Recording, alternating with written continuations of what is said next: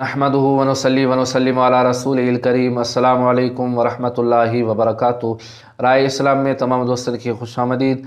प्यारा दोस्तों, अॼु नई मालूमात खणी तव्हांजी ख़िदमत में हाज़िर थियो आहियां। यकीनन तव्हांखे पसंदि ईंदी, सो ही आहे त उहे टे माण्हू कहिड़ा आहिनि।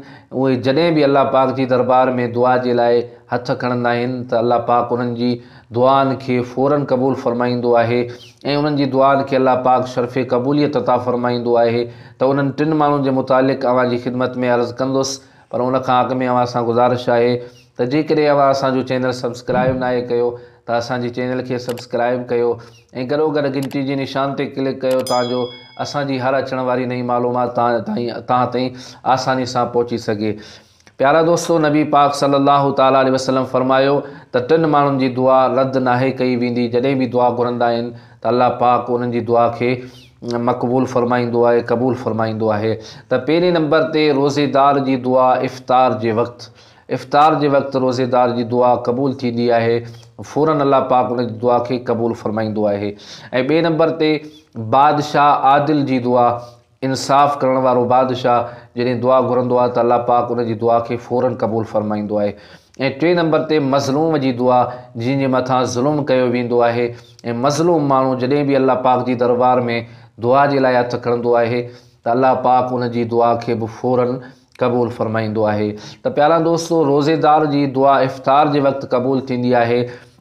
तव्हांजी ख़िदमत में अर्ज़ु कयां त जेके बि दोस्त रमज़ान जे महीने में रोज़ो रखनि था उन्हनि सां गुज़ारिश आहे त बराए महिरबानी इफ़्तार जे वक़्तु दुआ जे लाइ ख़ासि एहतमाम कयो ऐं इफ़्तार जे वक़्तु बिलख़ुसूस दुआ जो बहितरीन एहतमाम कयो। ऐं दुआ अल्लाह पाक जी दरबार में यकीनन अव्हांजी मक़बूल थींदी आहे। जेके रोज़ेदार हूंदा आहिनि इफ़्तार जे वक़्तु दुआ घुरंदा आहिनि।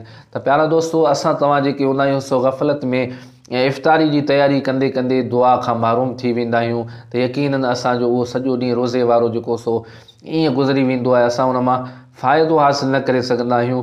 फ़ुज़ूल ॻाल्हियुनि में या फ़ुज़ूल इफ़्तारी जी तयारियुनि में हेॾां होॾां घुमंदे ईंदे वेंदे असां दुआ वारो वक़्तु जेको आहे सो ज़ाया करे छॾींदा आहियूं।